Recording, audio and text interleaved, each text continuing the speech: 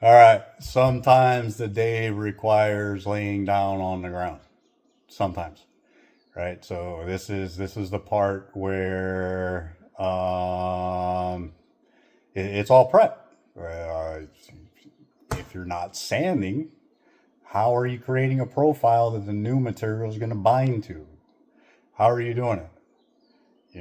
I've known many ways. I've had, oh, just wipe it down with TSP. No, doesn't really work. I mean, sometimes it does if the product is soft enough. Sure. Most everything now is going to acrylic of some sort, so that's a little bit harder of a surface, right? So the acrylic is a little bit more protective. Is a good vocabulary word to use, right? Where it's like a harder shell. It dries down to slightly different solids. It's just a better product. It's going to hold up a lot better on any brand of paint if it says acrylic versus just latex. But even that can be misleading, right? Because you got all kinds of different stuff that indicates water, waterborne, latex, it's water soluble. Like there's all kinds of stuff. So prep is where it's at. Like you should be doing it. I'm not going to say got to, but should, right? Because that's what it is. It's in every MSDS sheet. It's going to tell you surface must be clean and free of debris, right? So if I just wipe down the surface, sure, it's going to be free of debris. But it's not going to have a profile on it, not unless you sand. That's the whole purpose. So there's a binding, right? Like if the surface is flat, the paint's not going to grab it unless it's got an etching back to it, the oil base or even the xylenes or MEK, mineral spirits, like stuff like that. Those have binding agents in it. The direct to metal. There's binding agents that penetrate, but most latexes don't. Okay? Most latexes, it's topical.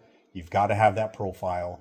It's got to be able to bind, and that's how it's going to last. Otherwise, you could run into a situation where I've seen it. People are like, oh, the prep work wasn't right. Well, maybe if your paint's just peeling off of your walls, there could be an array of issues.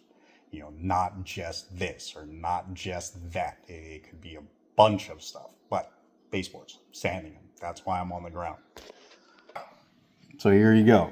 I'm underneath the cabinets, right? These baseboards are going to get sprayed all the way to there. So I'm going to end up masking up here. I'm going to put 2-inch tape on the corner, bring it out. And then I'm going to take some plastic, and the plastic's going to come out and go up, right? Up this way. All the way up, covering that. And I'm going to tape it up there with plastic dropping down. So when come time to spray, we will be moving things. We're going to move that stove. We're going to move the dishwasher. We're going to move the refrigerator. Refrigerator's going over there. Dishwasher, everything else is probably going to go over there. And then I can hang plastic from the other side, drop it down. So I've still got some floors to mask, but the plastic will come down and attach to the rosin paper that's on the ground, keeping dust out of that side. So it's all in the steps, right? So I've got all of that is already sanded underneath. So I've got the rest of this to do right underneath here, going this way. Now I use power here, power here. This is what I'm doing by hand, right in this area. It is meticulous. It gets meticulous. Like I've said in other videos, I don't want to come back and fix the same stuff I've already done. I don't want to get the call that says, hey, my paint's coming off. It's not good.